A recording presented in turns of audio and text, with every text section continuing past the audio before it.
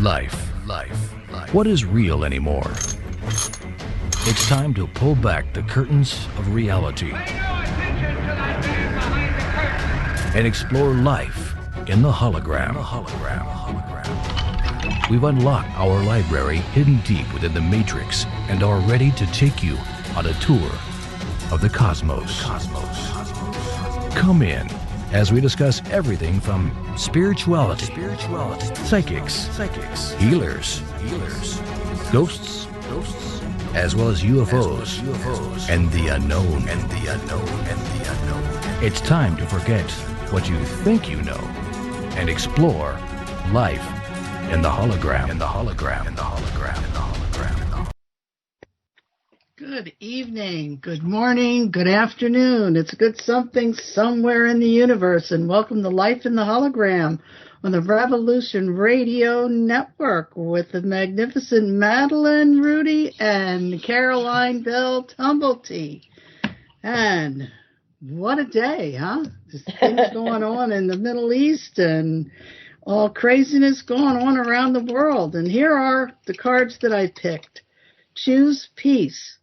Be gentle with yourself and others. Self-care, time, compassion, willingness, act on intuition, embrace new possibilities. Go for it. Yeah. We're going to go for it. Yeah, let's go for it. Yep. Let's go for it. Somewhere we're going to go for it. Yeah, I hear you. So we have lined up some really wonderful guests, and we have Solaris BlueRaven, who had her launch of Night Files, Hyperspace Night Files with Chesapeake Dick. If you didn't catch the show, go catch the archive because it was awesome. And we also have DJ Poye. Am I pronouncing that right? Poye. Okay. So I am going to read off DJ's bio here. So DJ is GG Master Jeweler, Gemologist, designer, a visionary seer, experiencer, and on the flip side,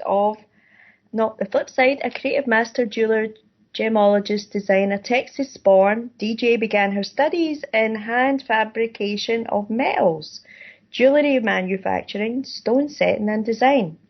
After her graduation, DJ opened her store in Texas called DJ Custom Jewellery. Seeking her esoteric studies and spiritual connections, DJ had the opportunity to purchase a home in Colorado, high in the mountains at 7,800 feet, the heart of the mother, and close to the stars. Much remembering began for DJ as the quarantine lifted and downloads of memories flooded through the gate with abduction by the mantids and greys. DJ had physical contact with many different races after that, some not by choice, sadly. The Valley fires came through and 120,000 acres burned. DJ was forced to move and settle in Sedona, nestled in the heart of the Red Rocks vortex. There she created a beautiful art gallery with her custom jewellery.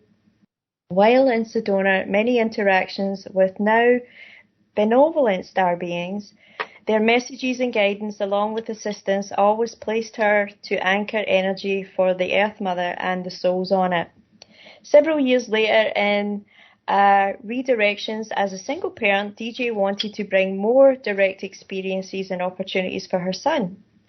DJ was offered a lead jewellery design position with an intimate high-end jewellery company in Beverly Hills Triangle. DJ has travelled to many far-away exotic places to source rough diamonds, coloured gemstones, and antiquities to design in her pieces. She now works for herself and focuses on custom jewellery pieces for individuals who seek her out along with her standing clients. DJ's personal mission and passion is to serve others. DJ's next project and focus is on a humanitarian project with the Oneness funding in Arizona. The Ayana Ranch, Ayana meaning eternal flowering in Cherokee. The ranch will assist traumatic trafficked young, old, women, men, all people of the world through the art of love. Here we will combine a village forge art facility, holistic practitioners, gardening educators, recreation on the land, music and more, providing the need for rebalancing during, through and after these times of change. Heal in oneness at the Ayana Ranch, Oracle, Arizona. So welcome, DJ. Welcome, DJ. Well, hello, ladies. Thank you so much for inviting me. Oh, you're welcome. And we also have Solaris BlueRaven, who is an author, public speaker, radio host, visionary cosmic divine being. And I think and so much more. So much more. Yep. I don't think that's in my bio. Visionary cosmic. No, I just pulled that. I think you just improvised. That's okay. People can find me. You lose now. Yeah, they can find you. Yeah, your books are on Amazon. Like you're here on Revolution Radio. Really fortunate. You have your 2 nights now. Yeah. Mm-hmm. Awesome. Very, very awesome. Yeah. So, ladies, what are we going to tackle tonight? Well, you're the host. Yeah, where do you we want to go? Madeline? Yeah, where do we want to go? I want to go with the migrants. I want to go and talk about that just a little bit. We ought to go with the migrants because we could get more money than if we were working. Yeah, oh my gosh. Just really been focused on that a little bit. There's a couple of young journalists that actually took the trek from Ecuador into the country the whole entire way. And it's just amazing how they're just handed so much through this whole thing from the UN, from FEMA, from the Doctors Without Borders. They're all there in these little kiosks in these small little towns.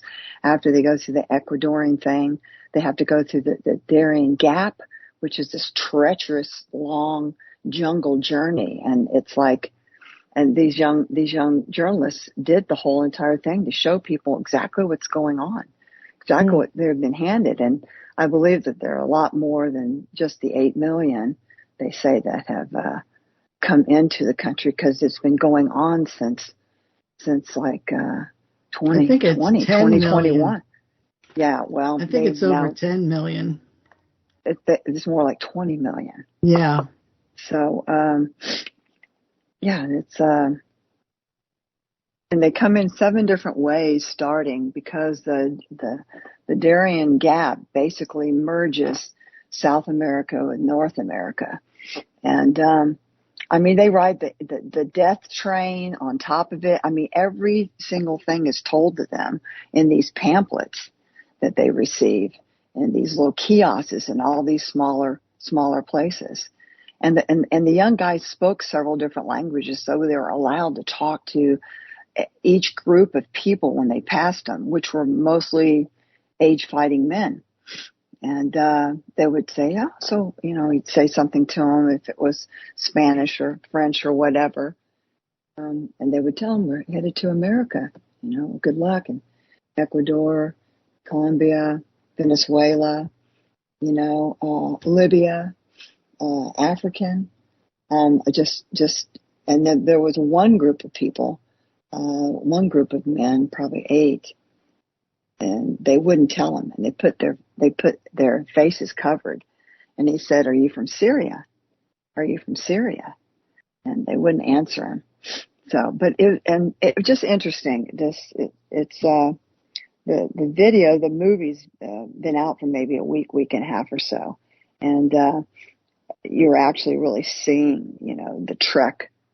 And as long as they say that they're seeking asylum is the main word, they're allowed to come in. They prep them for everything, Then once they get into the country, then the debit card of $2,000 a month, a voter's registration, and clothing. They give them clothing, they give them food, they give them everything. And then the whole time he's asked, about who they're going to vote for. And in large groups, they talk about Biden. They're screaming Biden. But anyway, I just wanted to bring that out, and how y'all feel about it. And it's happening all over the I have world. a way to get rid of some of them. Load them up in planes and drop them over there in Iraq. They said that the United States went in and did some stuff in Iraq. So load them all up, take them over there, and turn them loose. There's groups of them that are they're pretty scary. I mean, they've already made it. They've already made it here. They're here. Yeah. Oh, they're not here yet. Oh, they're here. Because they're sending them to New York. And I don't know if y'all have heard that just 2 days ago, there was 8 of them that attacked a police officer and 2 put him in the police hospital. officers. Yeah. You saw that? Yeah. Mm-hmm. Yeah. And they were arrested and then let go because I guess they made a law before this whole thing started that. No, they left town and they're headed for California. Yeah. Wow. Definitely. And it's just, but it's actually happening all over the world, all over. Yeah. But they just really want to take it down, and you can see it starting with the whole thing with. Well, Caroline, you have them. They're coming into Scotland too, aren't they? Yes. They are. They're coming. They come across the channel. Not so much down for the north. They don't come in that direction, and also the waters are treacherous in some of the areas around the northern parts of Scotland. Like, unless you're really know what you're doing, you're not coming that way. But they come across the channel, and basically what happens is they land in France, and the French police escort them to the beach, and load them on boats. And because the minute they're on the water, they're no longer their problem. And so it's all this stupidness. And so they're out on the water, and half the time you've got what do you call them? The police in the water. What do you call them again? The patrol, right? The sea patrol. Yeah. And they basically just bring them in, they just bring them in. The Coast Guard, that was what I was looking for. They bring them in, like the military, they bring them in Dover, Cali, and most of them get put up in hotels. Some of them are put up in offshore boats. That's one of the things about being an island here. We have some of them on, and I mean big boats. Like a ship. Yeah, like the 10, 15-story boats. Yeah. Where you have thousands upon thousands of rooms in them. So that's big cruise ships. They have them, and most of the ports, most of the big cities like Liverpool, Manchester. Up here, they have it's a bit different. See, Scotland is a much, much smaller country than England. Yes. And they don't really like the weather up here. Yeah, it's a bit chilly. It's a bit chilly, and it rains a lot. Yeah. But, I'm on a coastal town. I'm not in a city. If I was in a city, and in fact, I was in the city. I was in the city on Sunday. And I was kind of looking, to see if the population was any different. But to tell you the truth, this metropolitan move has been happening for a long time in the cities. Yes. So it's no really, it's no glaring. It's it's integrated in some areas, museums. We have generations upon generations, Indian, Pakistan, Chinese. They're new kind of party, the traditions, some of this, Glasgow, Edinburgh. And they're included in the museums as far as what they have contributed, to the cultures, to the city. well, not so much the cultures. It's because what they do is they bring their traditions, and they're encouraged to keep their traditions, but also respect ours. Like that was the way it was way back in the day.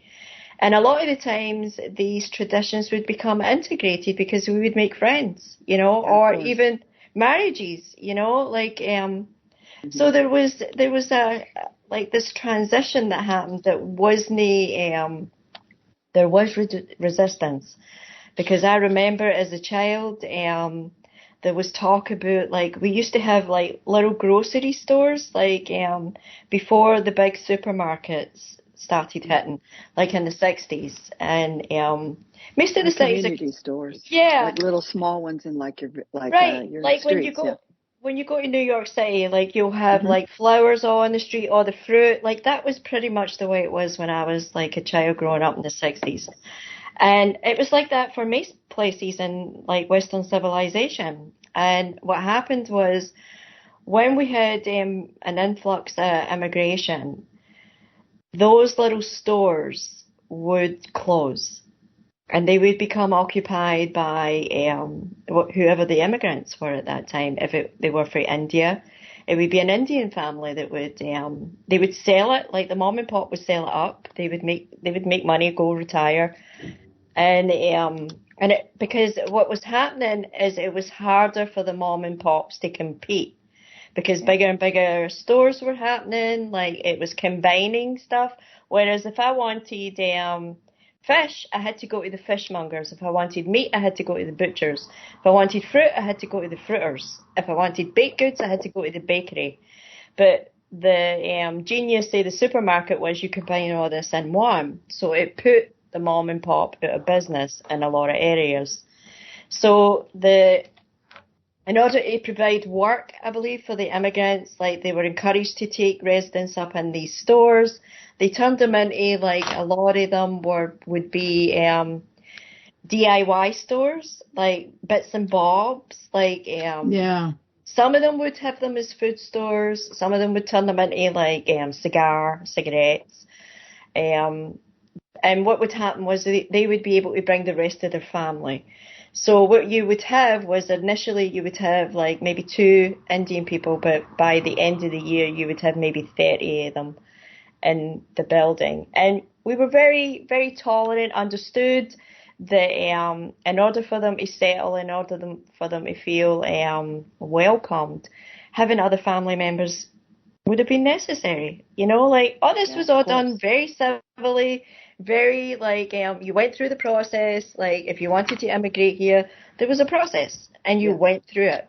Now it's a case of you take your life in your hands, you get on a rogue boat and you come. But there's something about it, like and I don't see.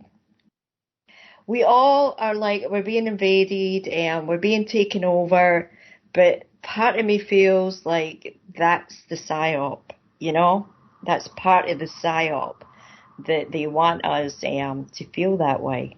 That's just my personal like kind of take on it. Like, and I feel CGI is at the point where there's no way we can tell the difference between what is real and what is not real when it's being showed to us on the black screen or YouTube or wherever it is, media.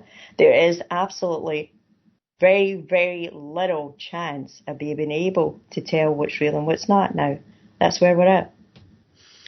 So, Solaris, what do you think? She's muted. I think the whole thing needs to go up in smoke.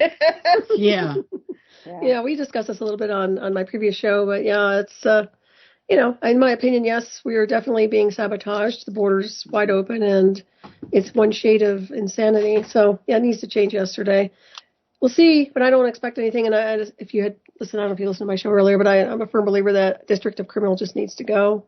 If they don't want it in America anymore, then they need to go first. And in my opinion, we don't need that anymore. We don't need this type of sabotage anymore here. So if you want to just wipe out the country, then they have to go too. As simple as that. And that's pretty much what I'm saying. I think the future is grim unless we can turn it around quickly. And I don't think that's going to happen. Yeah. Yeah. Yeah. Well, and then they say, well, it's your collective consciousness that caused this. No, No, that's theirs. I don't believe that. Prejudice No. against, they hate, I'm not going to tell you point blank, there's a lot of hatred towards white Americans. Yeah. White What's Europeans. up with that? Yep. Well, you know what? It's in motion here because it's allowing anyone and everyone to come through. Nothing against race, color on our end, but it certainly seems like they're wanting it to be one shade of something, and it doesn't include the whites. So any way you look at it, I see that. I see a lot of prejudice against the white, upper class, middle class, American, European. So, it's almost like this is the way they want to roll it. Well, they want to roll it this way, it's going to implode on them. I said before, everything's going to be automated in less than 6 years. So they don't need all this baggage, which is what it's becoming, baggage. What are they going to do with all these people? What are you going to do with them? Take them all out at once? They're not going to keep them. They don't need new slaves. They don't need a new slave race or a new workforce. And some people would argue that and say they do. They do not. Not with the technology I'm familiar with. We don't need it. So it's up to you guys. I mean, not to you guys. But my point is that we don't need any of this. And the people that have created it are the ones that really need to be held accountable. Yeah. I mean, and they're experimenting now with all different kinds of robots. Well, I'm familiar with their covert warfare, but the stuff they're using, you can certainly automate everything at this point, space-time. It sounds like they're going for their own reset, which includes basically strategically positioning everything to a point where everybody gets wiped out, whether it's through a civil war or whatever kind of revolution it is. It's going to be futile. So all there is to it. So we'll see what happens. But I'm not here to watch with popcorn. I've been always looking to kind of bow out quietly. I've done my share of being on the front lines, and I don't think I need to do that anymore. But I think we all have. Yeah, I mean, you know what I mean. Yeah. Yeah, it's like my ancestors did. I mean, my goodness, if it wasn't for my ancestry, well, they helped forge half the stuff over there in D.C. And well, it's a long story, but I feel like we can go over there and say you're all fired now. Absolutely. And I don't know why. Why don't the taxpayers do that? They're cowards and they're brainwashed. Do you know what I mean? Totally It's my brainwashed. God. Don't they know this is our country? These people. Not your country anymore. Well, that's what they've told you. Yeah. But yeah, I know. So, what about Texas? No, Texas is fighting back, right? Well, that's another thing too, as well, because Abbott has a long lineage of some evil stuff. This man, he's all for the other side, So he's gathered these 22 different states and whatever. But what's he gathering all these people for? To bring them there? It's like, I know that the truckers are all coming through. They'll be there, tomorrow.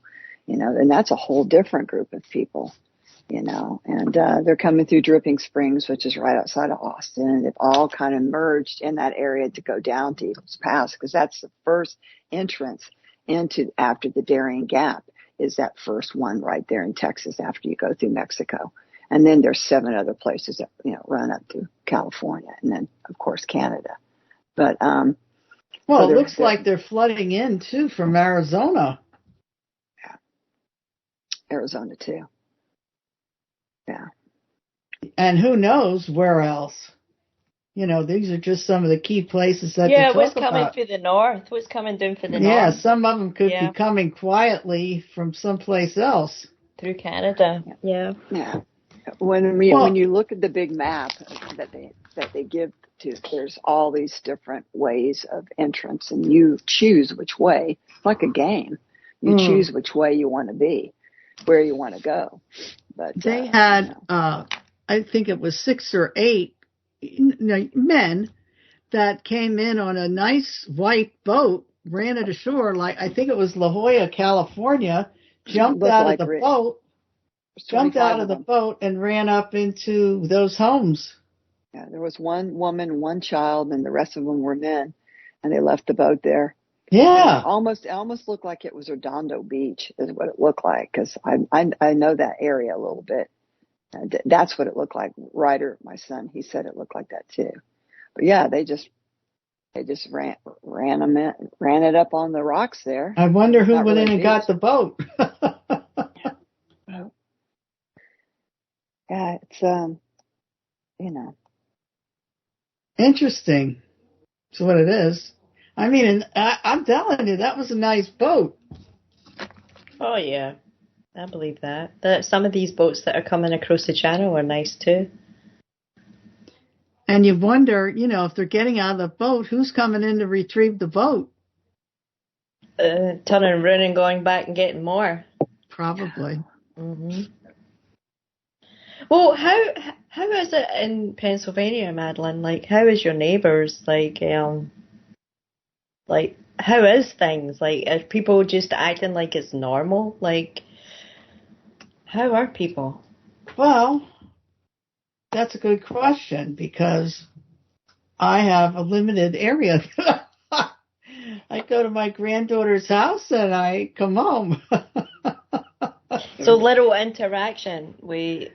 Right, but Yeah. the neighborhood, and these are all houses that are in the 100,000s and more. It's becoming very colorful. Yeah. To say the least. Yeah. Well, I work smack dab in the middle of it all, so. Yeah. Well, the people are that. always in the middle of it all. We're always like people. DJ's right in the middle of everything. I'm right in the middle of it. She's right in LA. Yeah. Oh wow. Yeah. So I'm not by preference. It's just how it ended up. Well, this area of Pennsylvania had always been high for. They used to bring a lot of Puerto Rican people in to pick the mushrooms or whatever they do in the mushroom plants for years and years and years. And they always said, oh, go to Reading, because if you go to Reading, you'll get everything. Are you in Reading, Pennsylvania? Yeah. I'm here as well. Yeah. There's a Reading in California, too. Yeah, but I think they even had signs like in New York, go to Reading, Pennsylvania, they'll give you the sun, the moon, and the stars. So that's what they did. Yeah, and they know who gave them it. It would be the Biden administration. So, yeah, of course they're going to repeat No, this his is name. for years. This is for years. Wow. Yeah, this is years. It's not just recently. Wow. Yeah, we have a lot of, like in the city, there's a lot of drug trafficking going on. And I mean, it's big time drug trafficking. It's not, like a couple bags of pot. It's like a lot of different things. Fentanyl that we make here in the United States is not from China. And a lot of shootings. Yeah. Yeah, it's the things that go on. Used to be, you only used to have to worry about the mob. Right? Now it's 10 o'clock. Where are your children? Where's your family? Yeah. I remember that message used to come on. It's 10 o'clock. Do you know where your children are? Yeah. Yeah. And my daughter used to look at me and she'd go, I'm so lame because I'm here. Right. Always I know where they are now. They're sitting playing on their phones. Yeah. We've been having crimes that are involving really young people.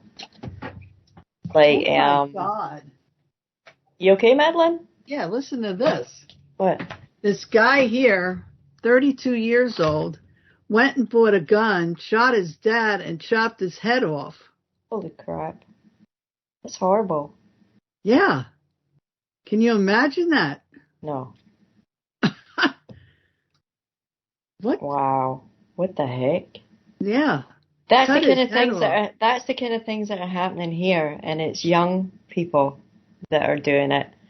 And there's been a couple of stories the last few weeks, and it's stabbings. And one girl stabbed somebody 108 times. It's like this. You have to be awful. Yeah, you have to be really bonkers. Like that. That's the kind of rage that. I think that happened here too, Caroline. Did it really? Yes. Oh my. That's some girl that some kind of she smoked some pot or whatever, and it I didn't saw that sit story. right well Yep. with her Yep, brain. saw that. And I mean, they left her off because they said it was whatever, but she stabbed the person like in the hundreds of times. Oh my goodness. I mean, that is pure evil has to take over then. It's interesting she did 108, Carolyn, because that's the mala bead. These are the numbers they use, you know, but like 108. Yeah, that's an interesting number for sure. Yeah. It's not necessarily associated with that sort of thing, but it is interesting that the subconscious was using 108 strikes. Oh, that's wild. Yeah, I never even thought of that. Mm-hmm. Yeah, like it's not necessarily that number. What's been happening here is the kids get the fentanyl in the high schools all over here, and they just get stuff that's laced with it. And so you're constantly hearing, you know, at my work, I hear it, you know, that there's 4 kids that died a couple of weeks ago at the high school that's connected right there, you know. So, I mean, it's getting, you talk about the young kids, yeah, they're definitely indoctrinated with the phones and the stuff, and you know, there's suicides and all sorts of stuff that's going on. You know, I mean, it's not just the kidnapping of the kids blatantly out in the open. It's really what they're doing to themselves and each other, and then all the court hearings right now with all these young kids that have done these horrific things to other kids. You think, how in the world do you even think that? You know, I think it's from those video games, because I get so irritated, you know, when my little guys are watching these video games, and it's like, oh. Yeah, I don't but think you know, these are women. There are a couple of the ones that were. Oh yeah, women. Women are playing the video the games girls are too. the ones that didn't like it. Was jealous of the one girl that said something to her boyfriend, and they put some roofie and whatever her drink, took her out to the country, and just cut her in the million pieces. Yeah. Yeah, I mean, it's like, you know what? I just looked up that significance of that number. Like, the significance of the number 108 varies from antiquity estimations of the ecliptic ways of the sun and the moon to the distance and diameter of the earth, sun, and moon. Ouch. To recite a mantra 108 times is said to help bring in harmony with vibrations of the universe. That's really wild. That kind of puts that in a whole other orbit, doesn't it? Yeah, and I think you're supposed to do like 108 times, right. Like an Om. That's right. Yep. That's the 108 names of Krishna. Not right, or the 108 names of whatever. Isis. You know, so there are all these names. I mean, I've done pujas with the 108 names of Krishna. It's like, how do you even remember 108 names?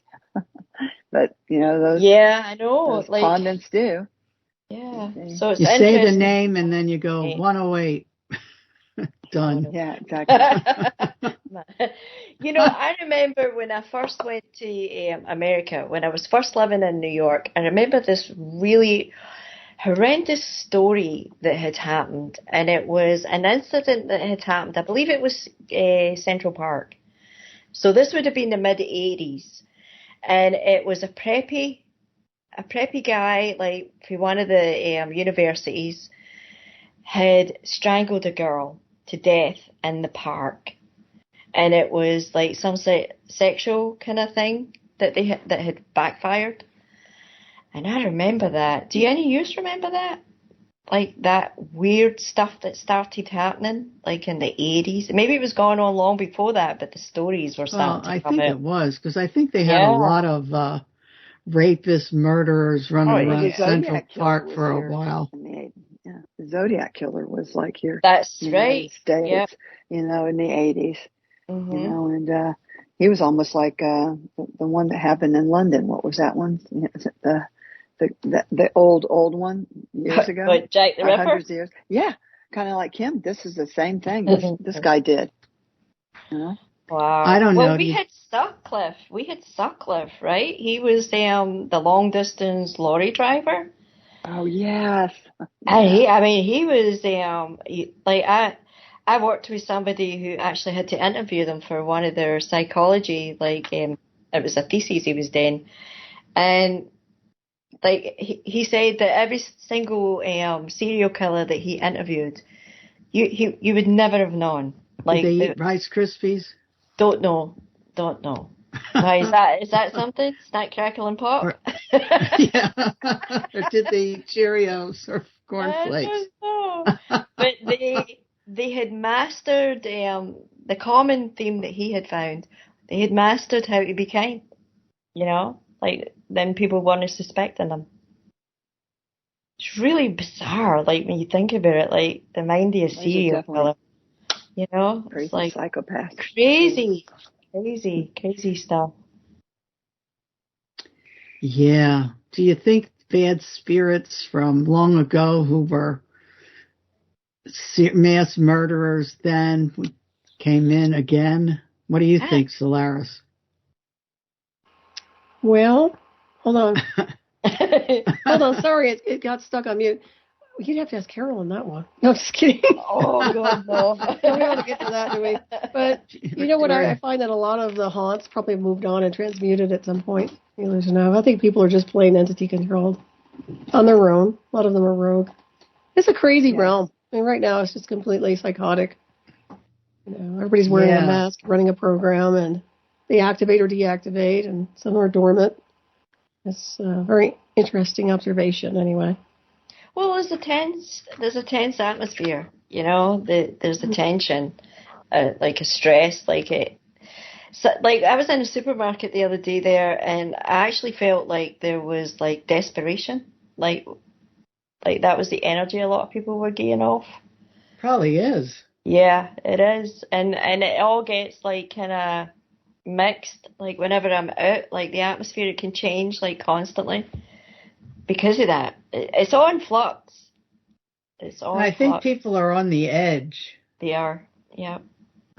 I definitely see that on a daily basis. Yeah, I see that. You know what I mean? They're like ready to snap your head off for no particular reason. Well, they've been under psychological pressure, too, for many, many years. Yeah. It's starting to make them crack. Half of them are medicated anyway. A lot of them are already medicated through their doctors. Mm-hmm. Yeah, big time. They're big time. Yeah, you don't know how that medication affects you. I don't even know how my supplements affect me.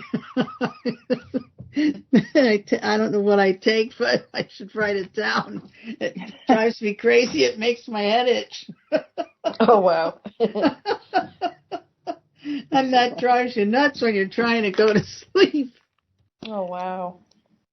What is it you're taking that's making your head itch? I have no idea. It's magnesium, cayenne pepper. Cayenne. It's a cayenne. Is it a cayenne? Yeah. Alpha-lipoic acid, turmeric. I don't know which one is doing it. Cut out one of them, yeah. Start cutting one out. Yeah, you did.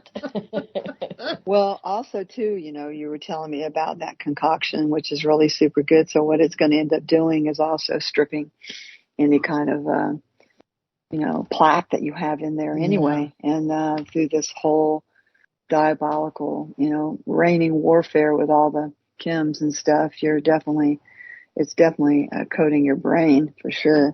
So it's probably just eating the bots and eating the stuff. It's like when I was taking ivermectin. I still take it, and you can tell when you take it that something goes on with your brain because it's totally taking the bacteria out of it. I mean, I can just tell instantaneously. I can feel it. I get like sick for a little bit. Really? When I take that, and I don't even take that much. No, you don't have and to. That nanocanotinase or whatever it is, that helps take those. Yeah. That helps takes those stuff. If you had taken the Kool-Aid, it helps rid your body of some of that spike protein. Yeah, especially when people are shedding constantly too. You feel those little things go into you. I mean, I'm sensitive enough. I can feel them. I mean.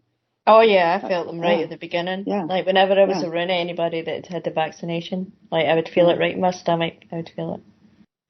I feel it going through my skin like a needle prick. Yeah. Oh, I felt that too. Yep. Yep. Yeah. And yep. it actually will make you stop in your tracks. Mm-hmm. It's so pokey. Yep. Yeah, that's why I do the ivermectin, because I'm around a lot of people. Yeah. Yeah, I only take like the tip of my fingernail, my little fingernail. Oh, it's very small. Yeah. But I get, after a little bit, I'll get the chills, and then that'll go away, and then whatever, till it works its way out or does what it does. Are you feeling better, Madeline? Some days I feel okay, some days I don't. It's a crazy situation. Well, I think the good days are good, Yeah. They are. I try to get a lot done when I have a good day, Me too. Yeah. Because if you don't, forget about it. Mhm. They just all run into each other, though. They don't. The days, they sure all do. seem the same. Yeah, There's no. Weekend. I don't know. There's no fun in any of it anymore. Yeah. Yeah. We need where fun. it used to be to where we were dumb and asleep, possibly. We had these things that we got excited about, not so much. I feel totally blessed with a lot of things in my life, and I don't ever want to, appear that it's not that way, because I want to keep, a good mind about myself. But it is, and I don't want to even say the word lonely, but it's like, man, you are alone in your thoughts, because we're advanced souls. And we just know things. And it's just the way it is. It's not saying anything. Everyone has an opportunity to be this way. They just need to work on it. But it's like, or maybe they don't, don't have an opportunity. I have no clue with that, but yeah, it's amazing. Because the conversations are dull at best. Sorry, but they are. How does one person generate and amass billions of dollars, and then another person, they keep trying and trying and trying and trying and trying, and the flower never opens?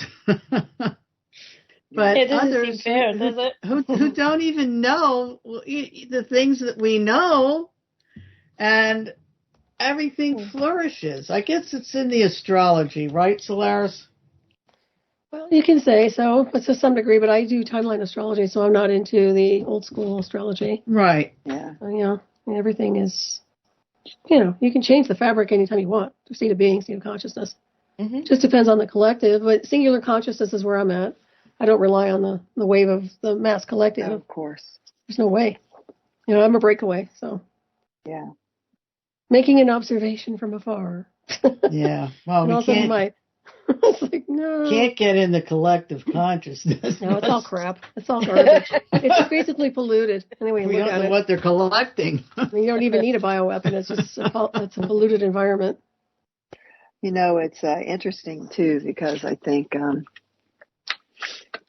there's a lot of quarantines with people like us.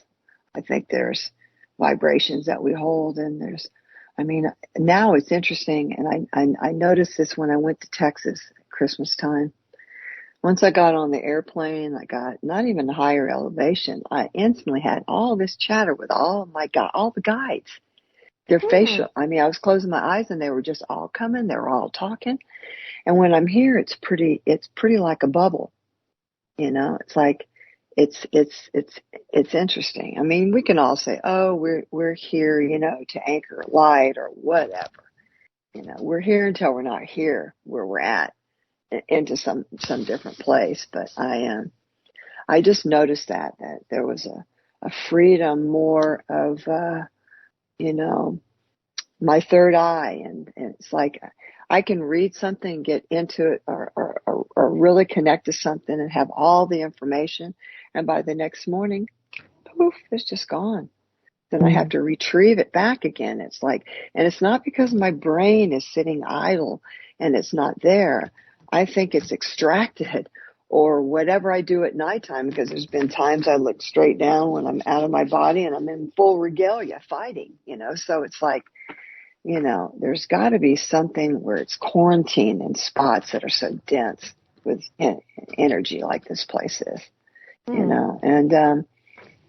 that's, there was just this subtle openness and gentle qualities when I was in Texas. I mean, we drove down to the coast. It was, until I got into my mom's house, and Solaris and I were talking about that. It's like a Stephen King story, but we'll get into that later. But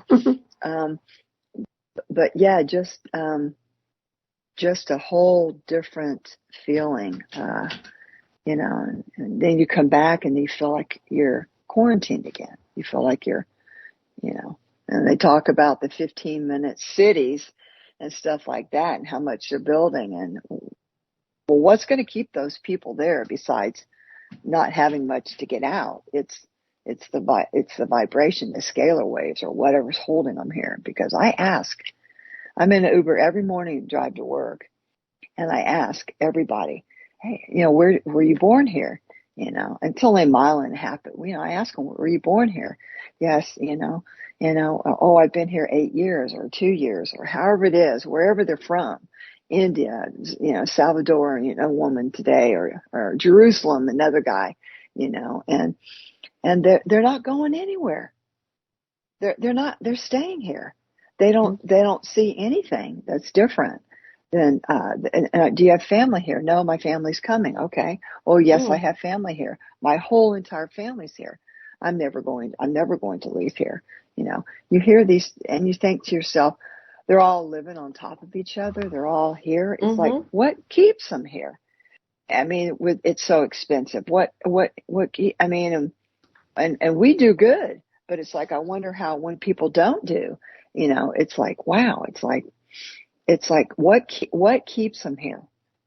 It's got to be the energetic scalar waves that are in this bubble here,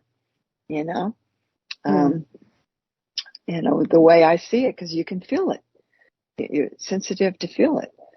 We had heavy duty chems 2 days. We had tons of rain the last 2. We're going to have more rain.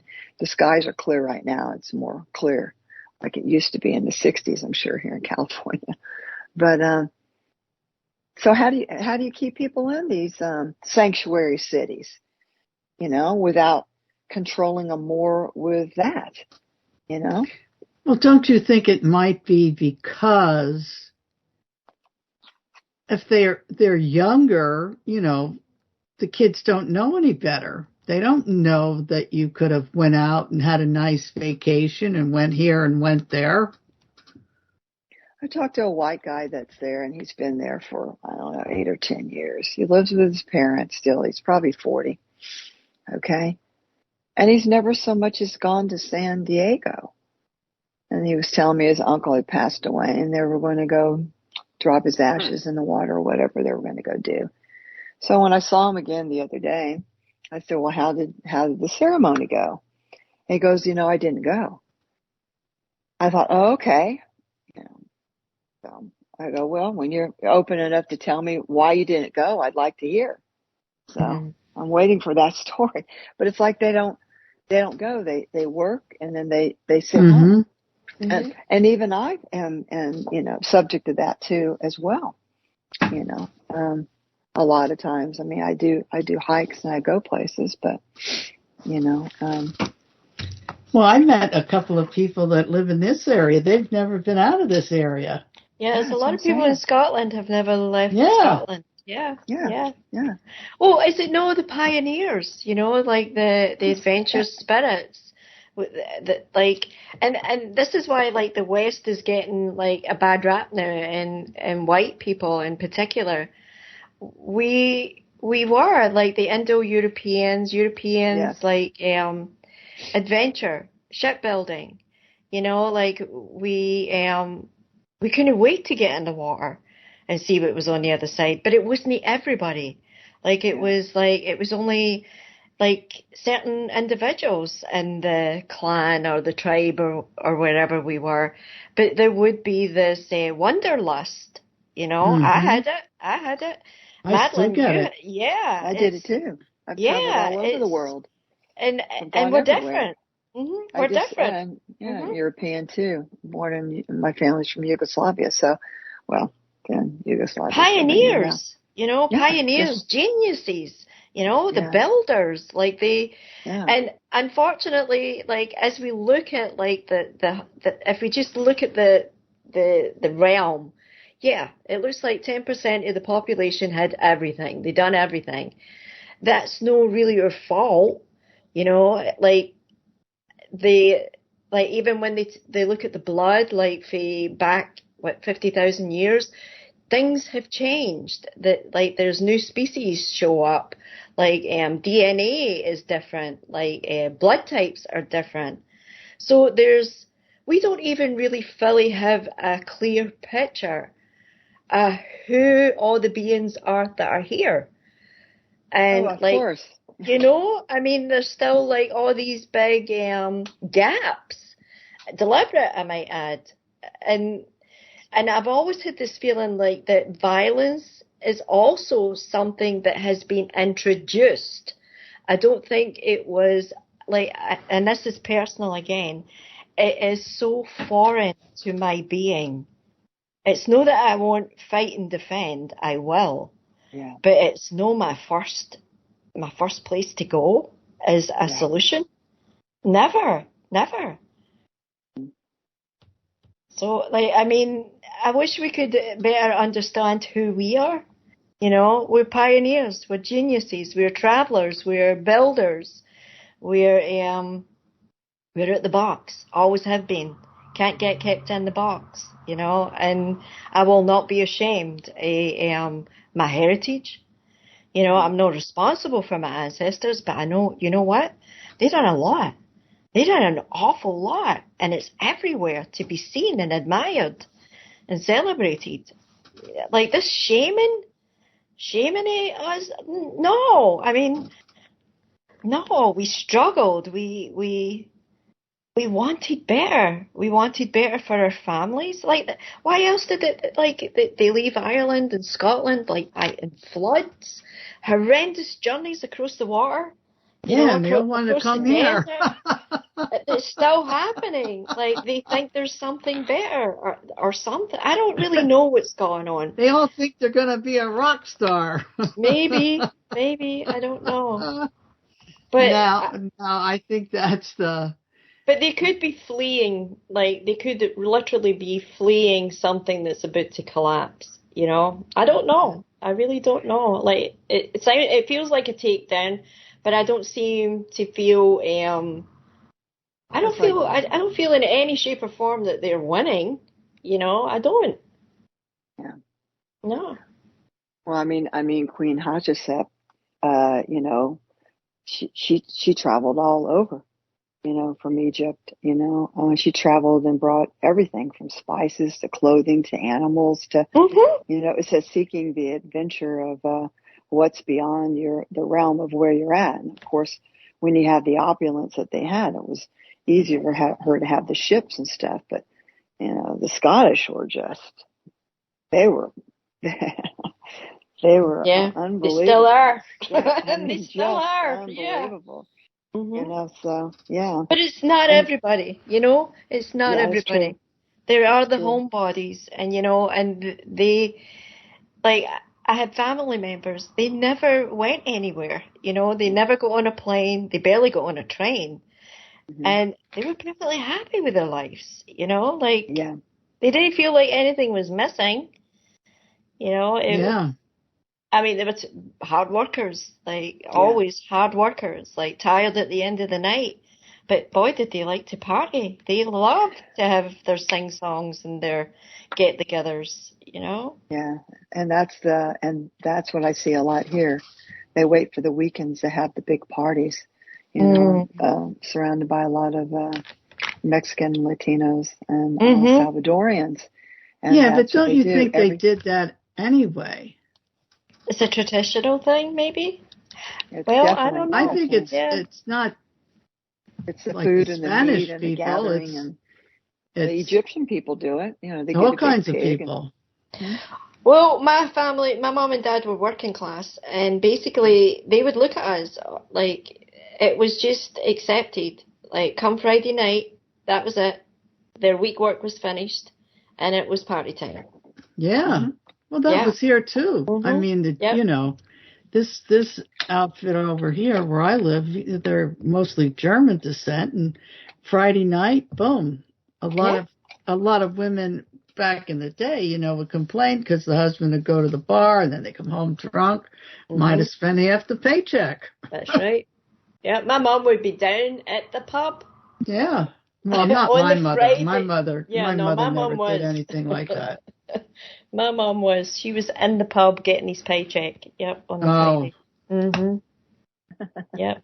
My mother wasn't a pub person. No. Oh, we made our own. We made Slivovich out of apricots. So we had that. And we did our own beer. My mom did that, man. And we'd sit at the table at Young, and we always had the little small glasses of Slivovich, you know. And that stuff is good. Don't want to do too much of it. Feel like moonshine up in the Arkansas somewhere, but it's traditions. Traditional. Yeah. My family worked hard too.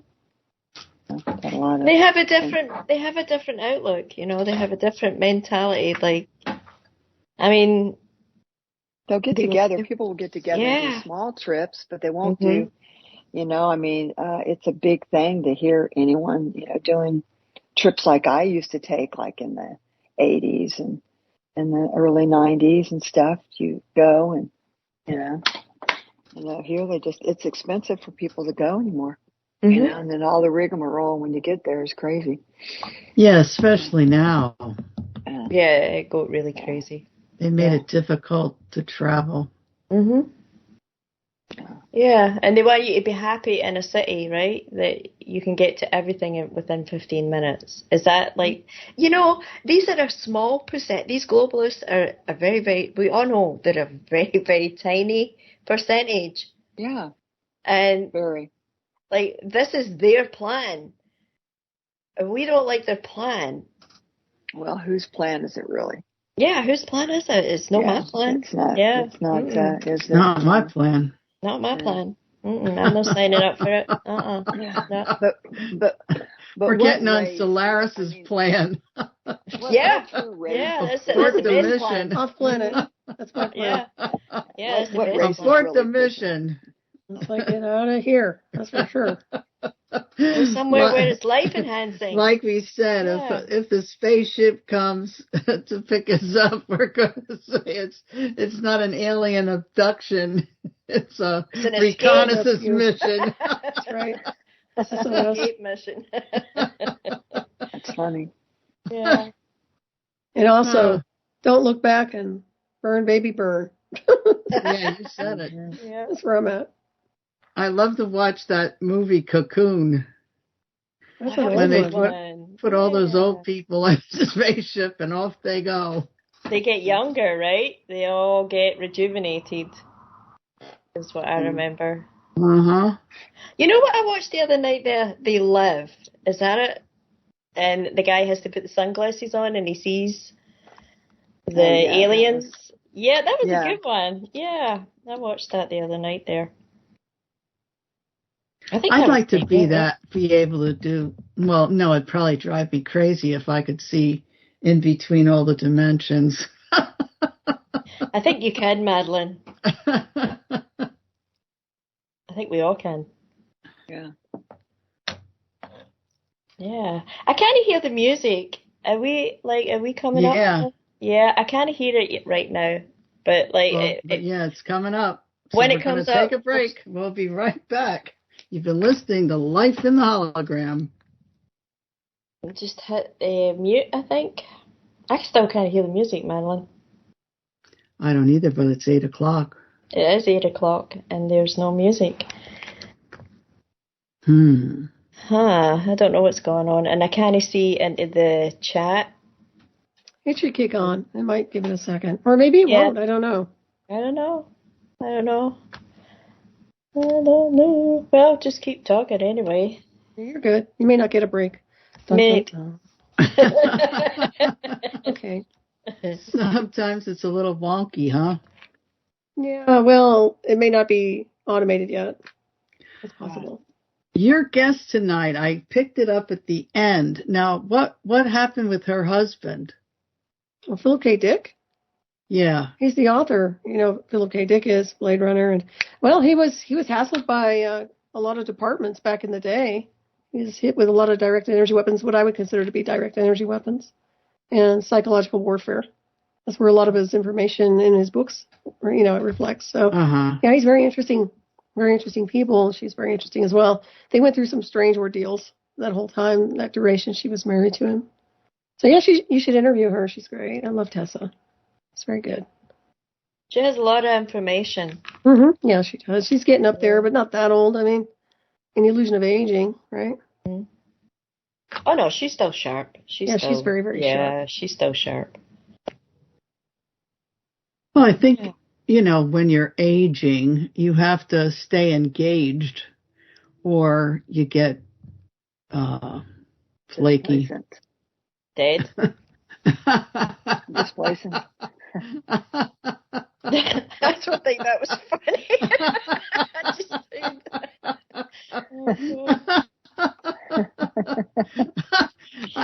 I was talking to my little great-granddaughter on the phone. Well, she was talking to Sylvia, but Caitlin's there. She was trying to take a taste of Dawn. I said, no, don't do that. I says, if you swallow that, you're going to be farting bubbles. And she laughed so hard. She went,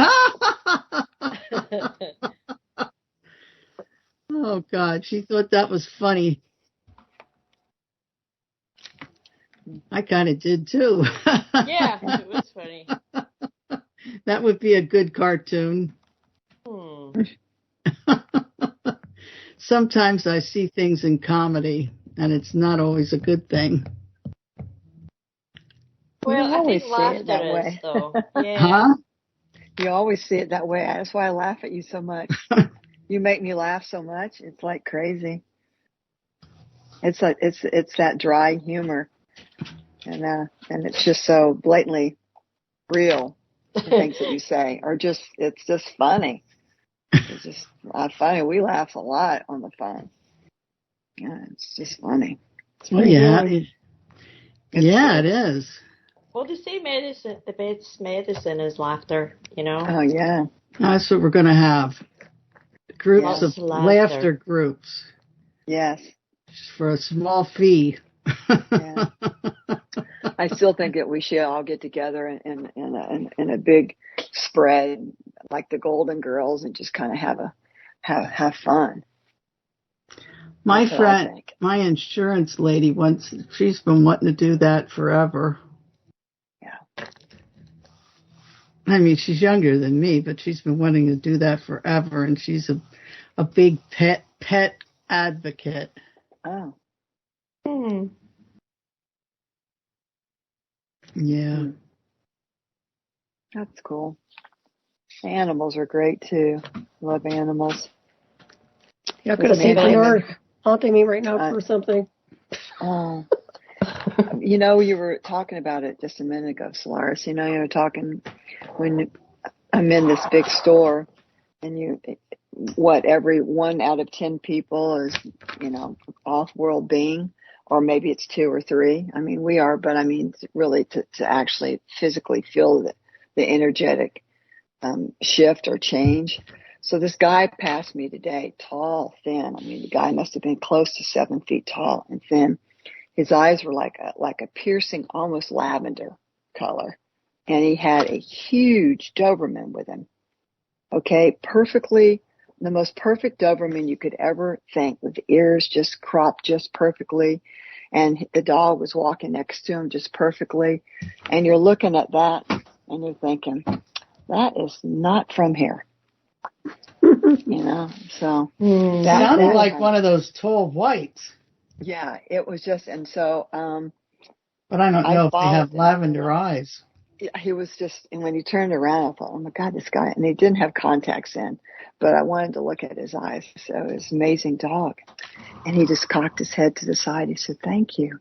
You don't see that kind of stuff. You know, it's like, okay, that was definitely nice. Why are they taking their dogs in there? Oh, Hollywood's a dog-friendly place. Mm-hmm. Everyone takes their dogs. And actually, I'll have to admit, it's kind of nice to see them because I feel it's some semblance of nice energy, especially when they recognize who you are too, and all the dogs do. People call me the dog whisperer there. Not that I try, but it's like they all want to come. It's like, cool. Yeah.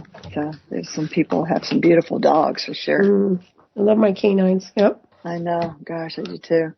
For kids. Yep. Yeah, they're the best. Mm-hmm. Yeah. What about it? Yeah. You have a beautiful dog. Yeah, you do. He's gorgeous. Both of them. Yeah. And his baby is a handsome dog too. Is that the last? You're not going to have any more litters, are you? No.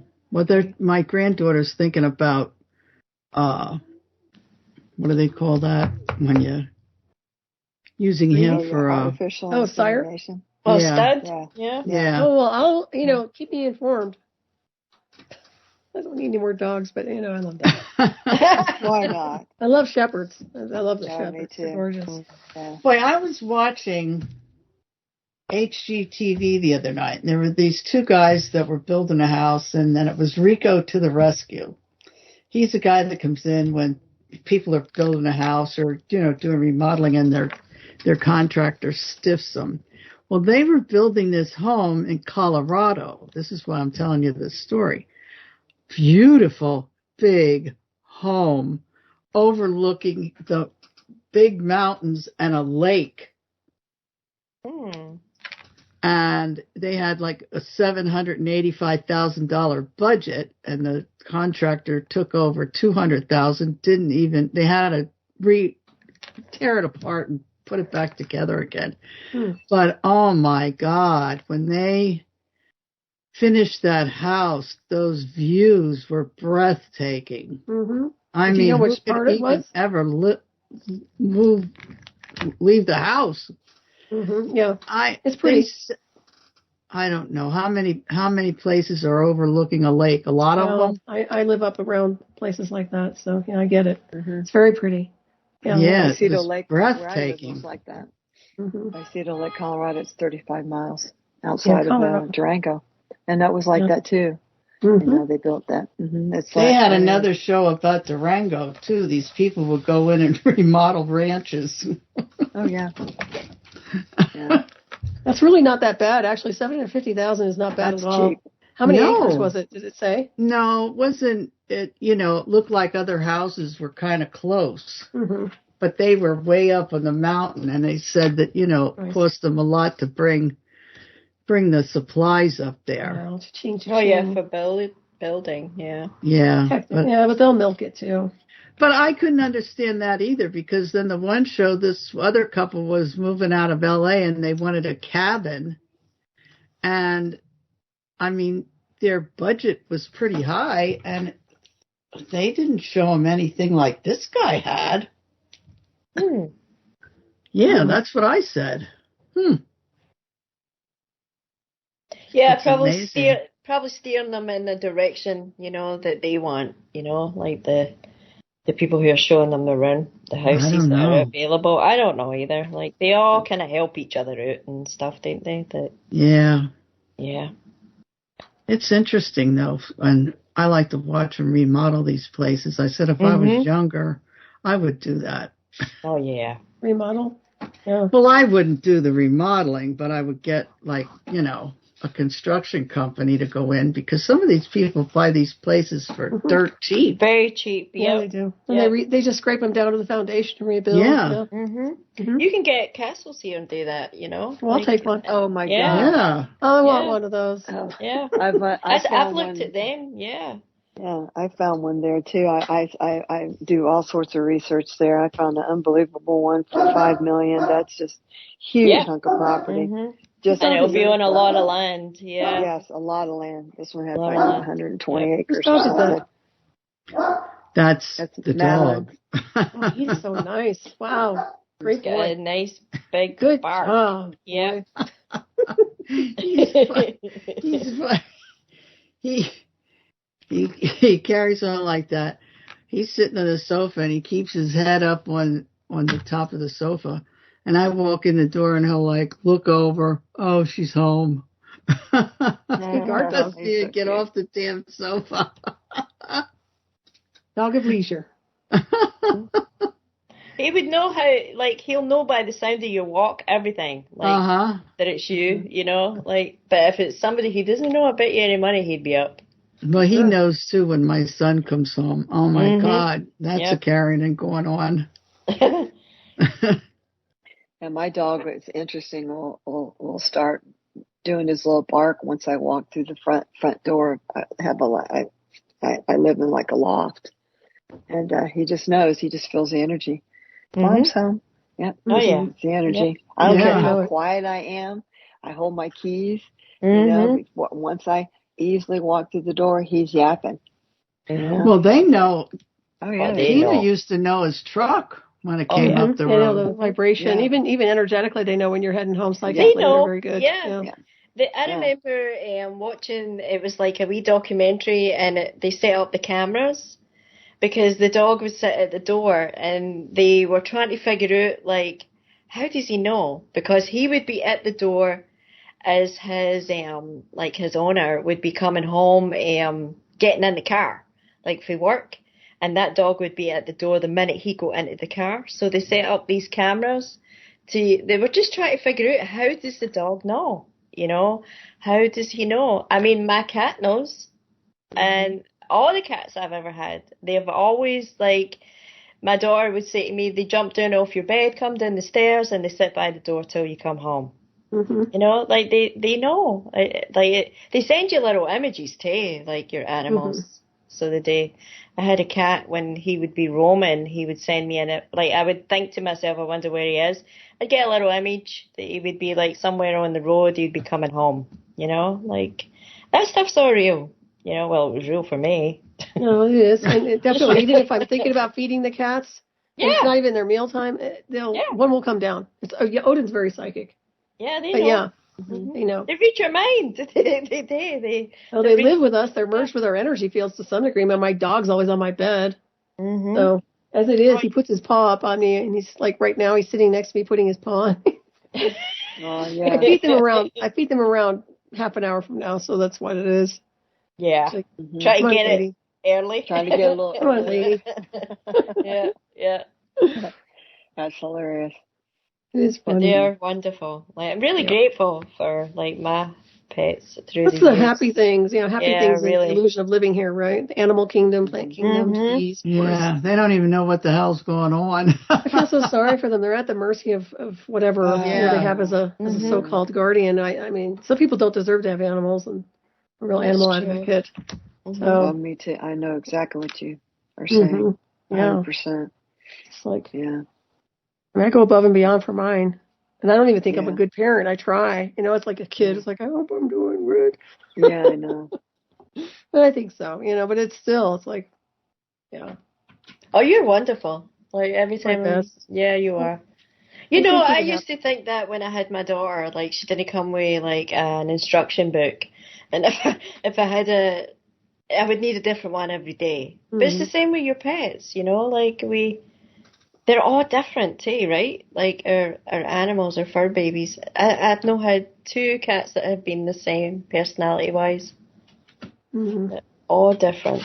Yep, same here. Yeah. Personality with the dogs too, same. Very, very different, but they get along, you know. Yeah. That's cool. I bought Apollo a new bed because he kept chewing up his old one, and now he's loving it. He's been sleeping on it for like hours. It's too funny. Apollo. I wonder what he didn't like about the bed. He just throws tantrums. He's a weirdo. I mean, he is kind of weird. He's neurotic, but he's sweet. But Yeah, he'll just like trash his bed when he doesn't get his way or something. He'll do things. He's not like nervous or anything. He's gone through like 4 of them. Is that right? Mm-hmm.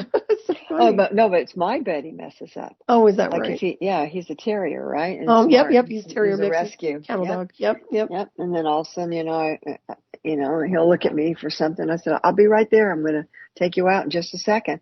I'll come downstairs and he will have pushed all my blankets up into like this mountain on my bed, just like squishes them up to this.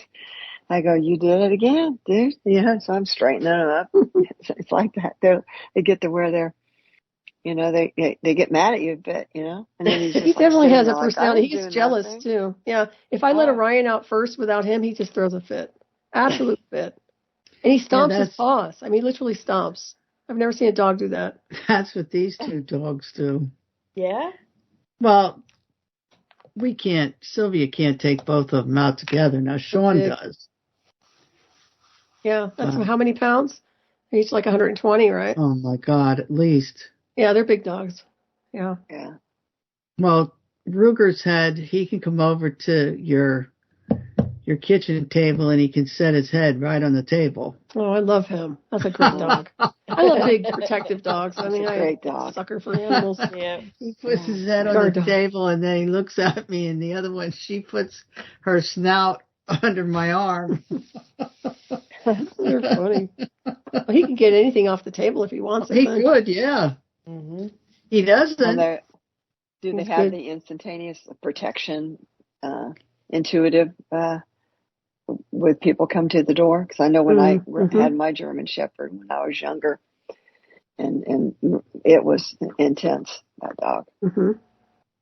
No, it's funny that he doesn't go after the food because, some of that meat he'd love to eat. Right. But he's protective with you, right? When you have intruders, guests. I don't know. You don't get visitors, do you? Not too many. But when the kids come over, they get all excited, the little ones. And then they... If someone knocks on your door, do they start barking? Yeah. He's a good guard dog. Yeah. They just instinctually have that in them. Mm-hmm. That's just part of it. Ryan's like that. He'll look out the window. I mean, he'll get up in the middle of the night. Well, I'm usually up anyway, and on and off. But he'll come over and look out the window and just stare, and then start barking at something. I don't know what. But he's pretty intense too. For a Saint Bernard, he's very strong. I thought he would be more mellow, but he's getting bigger, and he seems to be more assertive. Don't you see any strange anomalies in your skies there in Colorado? What, aerial warfare? I have nothing but commercial planes, non-commercial planes, military jets, all kinds of crap flying through. But we do have anomalies, no doubt, and we are anomalies, but there is that going on. But also what I've noticed more and more is just that's what pisses me off the most about. I used to love it here. It's beautiful. I mean, to live up here is absolutely beautiful. Yeah. Not anymore. Can't see the sky. It's either geoengineering and chemtrails. Yeah, it's disgusting. Yeah. I can't enjoy this place anymore because of what they've done. I know, and then the dark night skies, you can't see anything. I mean, it's nuts. Yeah, I was in the Bahamas the one time, and I was sitting out in we were sitting on the patio. Well, of course, those little bugs were biting you, but I was sitting there and I thought, boy. Those are the no-see-ums. Yeah, I know. You don't ever see them. And then they keep biting the crap out of you. And I'm sitting there and I said, boy, I wish this was completely dark so I could see the sky. I don't even think I got done thinking that, and all the lights went out in the whole damn town. Wow. Oh, wow. Pretty good. Cool. That's good, Mojo. Yep. Yeah, that's good happening. How much effect did you have on that? That's very interesting. Well, you're higher elevation. You're closer to all your spirit people and also to the extraterrestrials, so they were hearing you. Yeah. That was funny. I thought, thank you. Now I can look at the sky. Then you get a satellite. I'm just kidding. No. I get satellites. Yeah. You can see them. See them too. Yeah. I think we saw a whole lot of satellites when we lived in Sedona. Mm-hmm. Mm-hmm. Yeah, what year was that again? Sorry. I arrived in 2004. Oh, that's right. I was there 2008. Oh, you were there. Weren't you in 04 too? Because I met you before I left. Yeah, and I left in 08 or 09. Yeah, no, because, yeah, I was probably You were there there because I met you through Dr. Valerie. Yeah, you're right. I was there. I was there in 05. But see, what I did was I was there and then I left and then I came back. So the time that I remember also a lot too is that second time when I had my jewelry store and all that kind of stuff and that kind of thing. Yeah, but I think you left after I left. Yep, I did. Yeah. I left right after you left the first go around. And then I came back. Yeah, that was an God, interesting we had fun time. too. You worked at that hotel, that Wildflower. Mm-hmm. Wild something, right? Yeah. Yeah. That was something. You were good at that. Yeah, Dr. Valerie. Oh, she's Dr. Valerie. I had a part-time job at the casino. What did you do there? I remember that. Gamble. You gamble? Oh, I still love casinos. It's in my blood. My friend was an Indian girl, not woo-woo Indian from India. Across the sea. And Cece would like to go to the casino, so she got me hooked. And then after work, I would go down to the casino myself, and I was winning, man. Every day I was winning $200, $300, $400, $500. Cool. And I come home and I put it away, and then I started to lose. Then I didn't go anymore. What were you playing? Slot machines. Slot machines, progressives? Sometimes. And progressives usually hit. Sometimes a dollar machine. I was sitting and playing the penny machine the one day, and it started ding, ding, ding, ding, ding, ding, ding. And what the hell? What did I win? And the guy comes over, and I said, well, what did I win? He said, $1,600. I said, $1,600? Are you kidding me? Nice. Yeah. Yeah. Was that with coins or with a paper? No, it was with, you put your coins in. Okay, so they don't have coins anymore. Yeah. Got rid of those a long time ago. That's too bad. Yeah, I like to gamble. I love casinos. Oh, that's cool. Yeah. Mm-hmm. That's good. But I haven't done it in a super long time. We should all go to Vegas. That's it. That would be cool. We just go. Yeah, let's go meet. That would be cool. Vegas. Let's go. Yeah. And then after that, let's go to Scotland. Wouldn't that be nice? Yeah. Yeah, that's what I want to do. Yeah. We can dream. No, you can do it. I have a passport. Yeah, I do too. Yeah, you can come here. Yeah, definitely. You know, I worked in a casino as well, so I did. Yeah. That's funny. Yeah. What did you do over there? I was a cocktail waitress. Oh, nice. In the casino, Wow. and it was called the Princess Casino in Glasgow. Yeah, wow. On Hill Street. I did that, and you know what I got fired for? I got fired for no smiling at the boss. Oh, brother, that's discrimination. Yeah. Wow. Oh yeah. That would have been a lawsuit. It's like, today. Where's your flair, right? Well, you might as well go get him arrested, put a lawsuit against him because they can look at what this broad did to Trump. I mean, how many years I can't get over that. I can't get over that. I know. Well, what did he even do? I didn't even pay attention to the stupid case anyway. He supposedly raped her in the changing room. But you know what I found interesting, and I don't know, I found interesting when he was sitting in the courtroom, not this time, but the time before, and they showed him the picture of him supposedly with this woman in the changing room, and his response to that picture was that was Marla Maples. Wow. And I caught it. I looked at him and I thought to myself, they're messing with his pictures. They're messing with they can do anything. Whatever they want. Well, have you seen that Trump? That Trump is short. That one's a real short Trump. Yeah, he's not the 6'3" or 6'3" whatever Trump is. Well, Trump is tall. That's he is.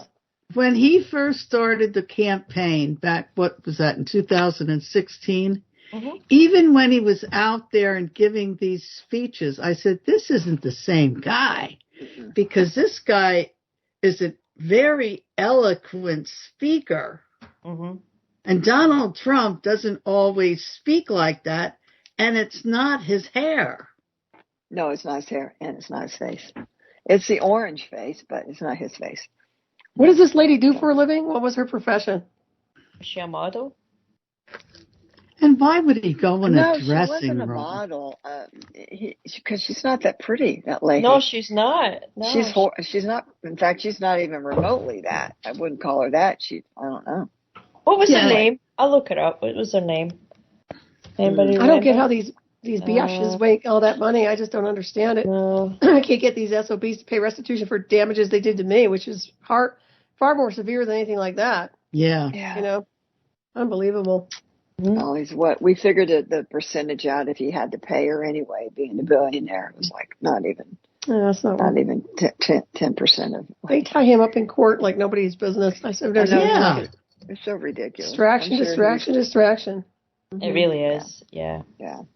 You know, it's such a huge movement. You know, it's already showing the numbers in all the swing states, and it's such a lie. Everything's such a lie. That's what I mean. How long is this going to go on, man? It's got to go. Yeah, it's got to go. I mean, and how can the American public? I'm tongue-tied. How can they not say to themselves, there's something that's not right here? Well, you know, when they've done a lot of things, like the savings and loan crisis in 2008, I mean, what do? You just have to sit your way through it, you know, unless you are living together with a group of people and you're more sovereign and you have ways to create things and do things like a community. You could definitely separate and be more sovereign that way. Easy. All right. But here, when everyone is so reliant on everything, you know, and everything has to go through the bank, you know, what was the famous French man that was, not monetary based economy, but, more of a bartering system economy. And he talks about it. I mean, it was a futuristic man. And it just seems like it's just so much easier. You know, you're here in a place, you know, and you got a plumber there, and I'm a baker, and he wants bread, and my toilet's stopped up. I mean, you just get it done, you know. And it's so much easier with a group of people. I mean, you know, and look just at the Amish and what they've accomplished and what they do. I'm not so much talking about all the women and stuff, but it's like I just think about what you can do with a group of like-minded individuals in a community, not even living in the same house. Right. You could buy the property and you could have tiny homes and we could all just be there together, you know, and it's like. Well, I'm talking about why these people aren't seeing what the hell is going on with what they're doing to Trump, or what they're doing, just what they're doing. I know, but it's like that it's like, but so what do you do about it? Good question. That's it. That's what I'm saying. I don't know if you'd want to be Amish. Do you want to go plow a field with a donkey? That's not what I'm saying. No, but I'm just saying that there are ways that they do things that are. I definitely want a sustainable garden, a nice one. You know, I want something that. Well, it's about community. They're. Yeah. So that's all I'm saying. Well, there used to be like get together to build the barns, right? Like, they still do. Yeah, they still do. Yeah. Wow, they still do. My grandmother's house was built that way. They had a block party, and they built their house in the early 40s. But what I'm saying is that we can't change that, but we sure can change something with a group of people that were like-minded, you know. And they're doing these communities all over the, you know. They've got them in Indonesia. They've got them everywhere. They've got them in Mexico. You know, Lake Ajuk. There's a huge community there, you know. So, I mean, so if you, it's just like what you said, you have to pull away, like a pull away society. You just have to create your own reality. Well, I like those houses that Amazon is selling. I've seen those. What, modular? What are they? I don't know. It comes like a flat thing, like a rectangle thing. They drop it off and you open it up. It's like metal. I'll take one. And you open it up, and you got a bathroom, and you got a bedroom, and a living room, and a kitchen. I think they said they're 400 or 500 square feet, and that's not that small. No, that's pretty good. Okay, so there's a company out of Nevada. And I've known about them since the very beginning because I had talked to them about my projects. Okay, they're called Boxable, Boxabl. Okay, they're all sustainable. One guy created very young. You can look them up online, Boxable, and look up the little casita, and it's totally contained. So you built either the stilts, or you do the foundation with the concrete, or you just do whatever foundation that you want. And the box will come, it unfolds, puts together in less than 7 hours by the time they come. Love it. And anyone that's in the surrounding areas, it's connected to Nevada, like the states, they ship it free. All right. And the more you buy, the more whatever. So they're $45,000. They're like $250 a month. So you can. Well, these are. I mean, you have a big. It's like the ones on Amazon are $18,000. Yeah. Well, these ones are. And it doesn't take 7 hours to put up. It only looks like it took about 20 minutes. This one comes with a fireplace, and it comes with all the stuff that's inside. It actually is really nice. I mean, sent a link over there. Yeah, it looks good. Yeah, it's super. It does look nice. good. Yeah. I mean, it's okay if you want to live in everybody has to pick their poison. But if I'm mobile, and this seems pretty easy, you know, it's not bad if you have bought some land and you just want a place to kind of just hang out for a little bit. Then they How much did you say it was? What's that? Like $45. That's what it cost me to build my first house. Well, that was way back in the day. But when you see the engineering on this, it's pretty amazing, and it won't burn. It doesn't burn. It's it's just amazing. And then you can stack them. You can stack them on top of each other. It's all done with recycled. I mean, they built a massive. Well, Elon Musk, when he sold all these big, huge, massive houses and stuff, when he's now in Texas. With his thing there, he bought one of them. He has one. So when that happened, it kind of just spread it open. But they built a massive, huge building facility because now they're on fire. They were trying to get people to invest. You can still invest in them. Yeah, that's a good idea. Yeah, and so, I mean, let's say you get property. We've had this conversation, Madeline. You get property, and you have a few med beds there. You apply for the med beds and you receive them, okay? And then you have these casitas and people can come in and out. You're going to have a place for the people to stay, when they're there, and it's just and they're so quick. And so when I was talking to them 3 years ago, I was going to order 10 of them, and so we had figured out the money and stuff for the 10 of them. They were going to fit in a half circle. And then I was going to have canvases, and I was going to have like a fire pit in the middle, and then there was going to be a place, for food and all sorts of different things. I mean, it's like, how quick can you get something up? So well, that's a good idea. I like the way you're thinking on that one. That's good. And then everyone can have their independence. You know what I mean? They don't have to feel like they have to be next to each other and living with somebody. And that kind of stuff. They have their own independence with, that kind of stuff. So that's, But there's so many other things. I mean, the Cobb houses. I went to go look at the Cobb house that's been in all the architectural digest. That's over in Joshua Tree. And that thing is so amazing. And it's just done with mud. And they're super easy and beautiful to make and very.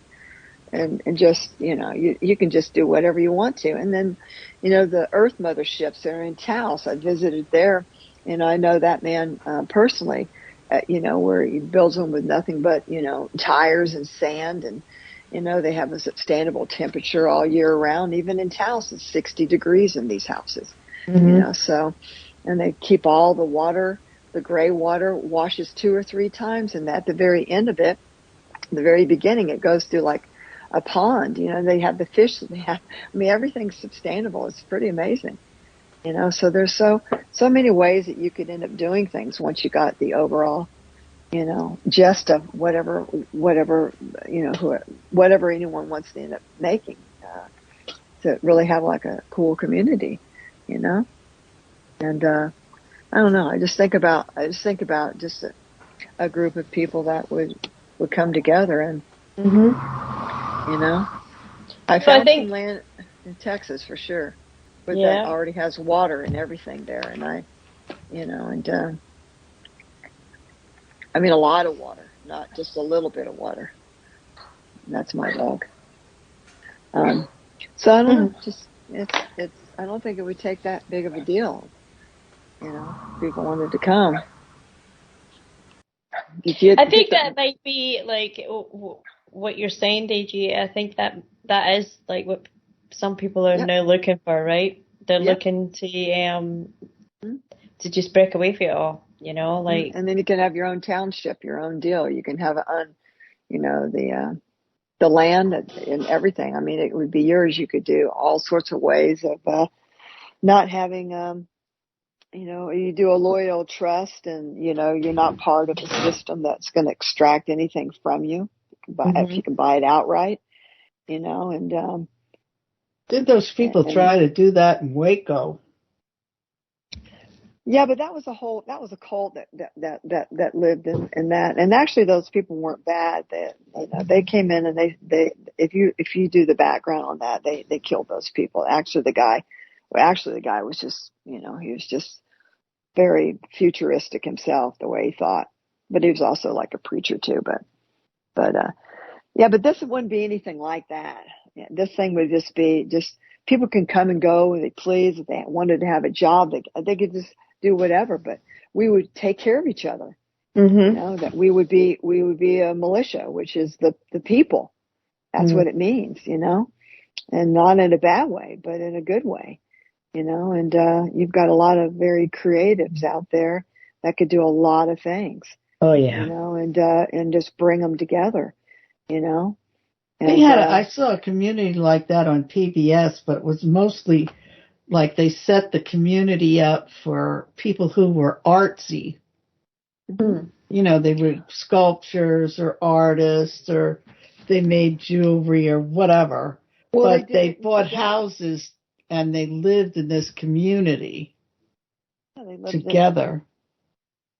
Well, there's Finhorn, right, in Scotland, like the Finhorn Foundation, like that was set up. That's a spiritual community. It's an eco village. I think it was a book. Yeah, what they did was, I think this was the 70s. I believe it was the 70s. It was a group. Well, you might even know about this. There was a group of people. They started working with the elementals. They started gardens and producing like massive, like tomatoes and melons and cabbages. It was an experiment that they were doing, and it was supposedly the elementals invited them to do the experiment with them. And now that community still exists. It's still there. Sure. You know, it's like there's still gardening going on, but I don't think it's like at the extent it was when they first started. But yeah, they have a big community out there. And I think it's expensive though. Like you can buy houses around it, but it's only gained in cost or time. Yeah. But yeah, and there's been scandals and kind of stuff like that, you know. But it began in 1962. It was an ex-RAF officer, Peter Caddy, and his wife, I believe. But I mean, you know, when you're thinking about it, you know, so where are we going to be a year from now? What are we going to do? What would we like to have? What would we like? Who would we like to be around? You know, I mean, I'm not going to stay alone by myself doing this. I want a group of people of like-mindedness around me or close. I mean, we're going with Solaris off planet.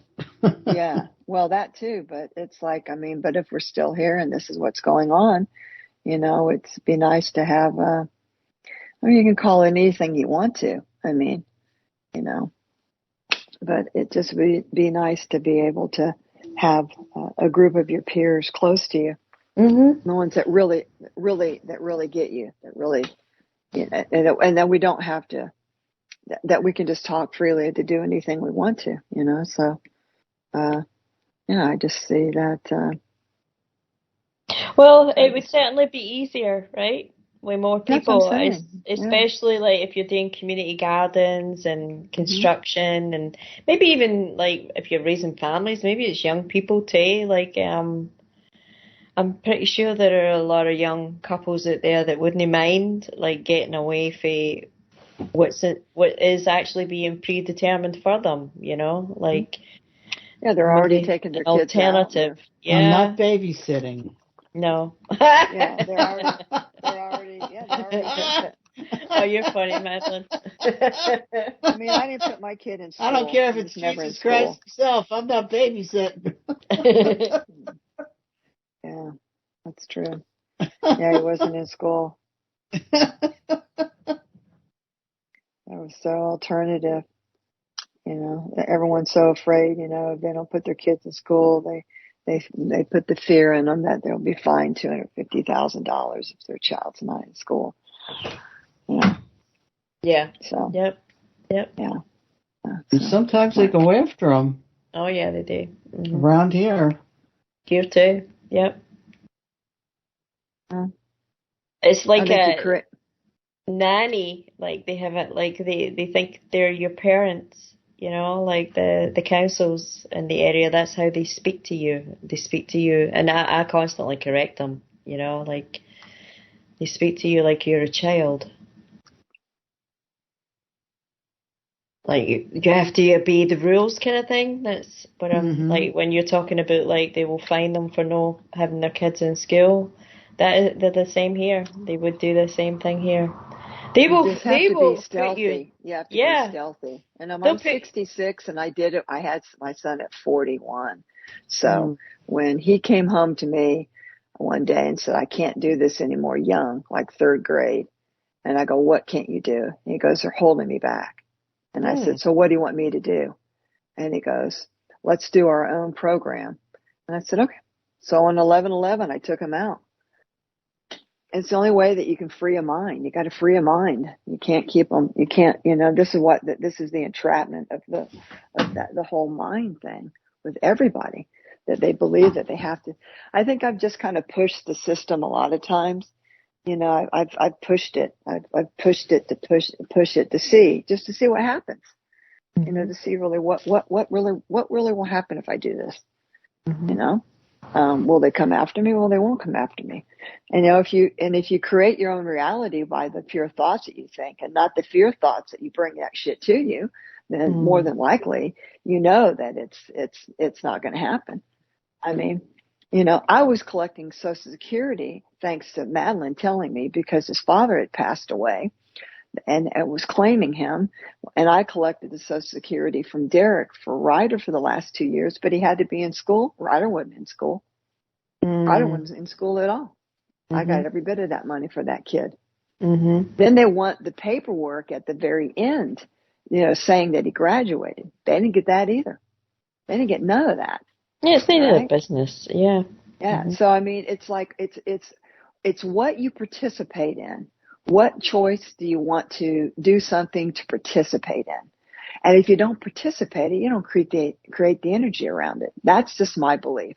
Okay. So, you know, I'm working full-time job, 40 hours a week. I'm doing this. Okay. But I'm also collecting my Social Security. Right. They came back to me and said, and I'm not paying taxes. Okay. Because I don't pay taxes. Right. And they wanted the money that I wanted to get. They needed back for the Social Security. So I just wrote them a long letter, because the 18 and 65, you can ask them for more money, ask them for a lot more money from your trust account at those two particular times. Okay. I also have told Madeline too that I have those vouchers that I'm going to start doing a couple things with from the IRS, because I did my revocation of tax papers, and these are what they gave me back, and I've used them. I've used them a couple times to pay for things, and it's worked. So why couldn't I use it? You can extract $5 million from your SESA trust account a year. So why can't we just go buy a piece of property? Why can't we buy something? And something nice.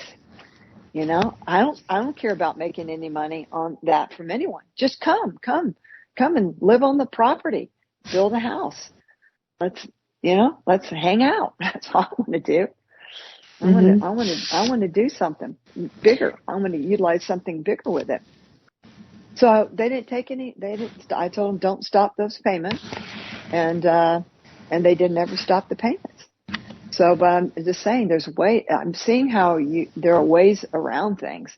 You know, if you're just, and all the paperwork is in the IRS. IRS has all the paperwork to do everything. You can buy cars with the 1099s if you do it right. You know, you can buy things with these things, with those things. I haven't done it with the 1099. We've utilized it a couple of times. I haven't actually gone to buy a car, but I am going to go take this voucher to see if I can buy a car soon. I want to do this weekend to see if I can pay my car off. And if it works with that, surely it will work. But listeners, there's certain procedures that you have to follow before you can get to this point. Oh, yeah. You have to have an account. It requires some study. Oh, yeah. Big time study.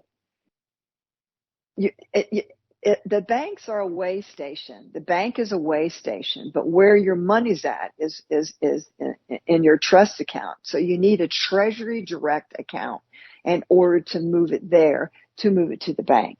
You yourself, as a beneficiary, cannot directly get that money out yourself. Okay. You don't own the trust. You didn't create the trust, but your name is the trust. So you have the ability to receive the money from the trust, but it has to be done the proper way.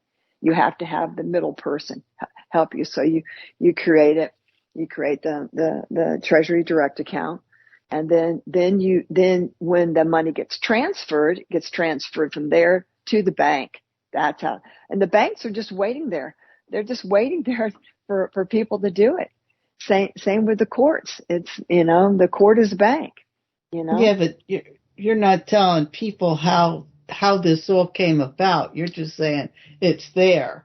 How did it happen to be there? What, the SESA trust account? Right. Well, do you know? I know, but do the listeners know? Oh, the listeners. Not all the listeners. No. Yeah. Oh, the listeners know. The listeners. Oh, the listeners. Oh, Remember the listeners? I understand. Okay, so when we're born on this planet, we all receive money. We all receive money, $1.5 million. So when what's going on with like the maritime law and stuff, where the Queen basically has extracted money from everybody, and that's a whole different story. But with the $1.5 million, we dock from our mother and from the umbilical cord. It gets cut. You have to redock again, and when you redock again, they give you a Social Security number, and that's when you're supposed to receive the gift from the planet. From our planet. It's part of the gift of being born here. We should never had to pay for a planet that we were born on. We've all heard that, correct? Okay. But then what takes place with that is that money is then interned and used as, you're like a commodity. It's turned into, a trust account with your Social Security number. Okay. Is actually your account number. All right. And depending on where you live will determine where your money is, and you can find that out through your QSIP number, which takes a while to find out, but that's how you end up finding it. My bank's in Chicago. Okay, I've got the routing number. It's on the end of my voucher, and then the Social Security number is the account number. And so then you have trustees that basically make the money. We don't own a deficit in this country. We don't own trillions of dollars. We don't owe that. We don't have a debt. That's the credit side of all of our accounts. We the people not only are getting extracted from our taxes, but we are funding everything on this planet. Every person has one of these. Everybody does. So we're the ones that fund this. And if you can get into your account and to see, there are billions of dollars in these accounts.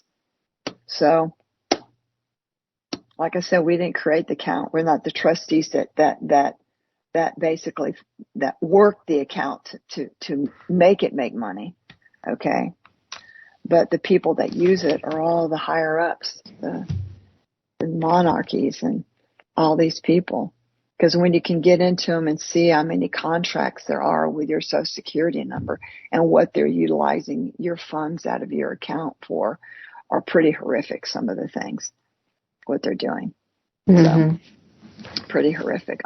When I stepped deep into that part of it, I found out all sorts of stuff. I found a Chinese company that was a family that was using the money. They had already had gone through 8 contracts with my trust account, and they were utilizing skin from people in cosmetics. So that was one of the things. And then the Danish monarchy, there were other ones that were doing stuff that had to do with farming that wasn't good either. And after you read a couple of them and go deep inside of them, you go, that's enough. I don't really care about what's going on. But pages and pages and pages and pages of contracts with these corporate fictions above it, which are just fake companies. Probably they're just lawyers like all these corporate fictions are. You know, that keep everything, aligned and stuff. So people can do all their stealing. but it's dark. It really is dark. It's so dark. It's just, and then on top of that, they want to keep us more enslaved to even owe more money with our sweat labor. Yeah, there's no incentive here, is there? Yeah. And I mean, when I had a long talk with this company, they said, well, it can't be done. I said, I have a great relationship with the IRS. This has nothing to do with you. My relationship's with the IRS. This is what I want, but y'all make it so hard that I can't directly talk to an HR person about this. I can only do it over here, but I want to be exempt. I don't want to pay. I'll be exempt. And so I'm exempt. So you don't participate. Give me a minute, ladies. Yeah. Okay, then. And All what right, about guys. our birth certificate? Our number on our birth certificate? Yep.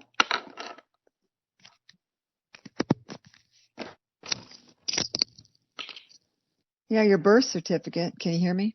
Yeah. Mm-hmm. The birth sounds certificate. like you're unwrapping something. Yeah, I was trying to. I have my one headset in, but it has to get plugged in.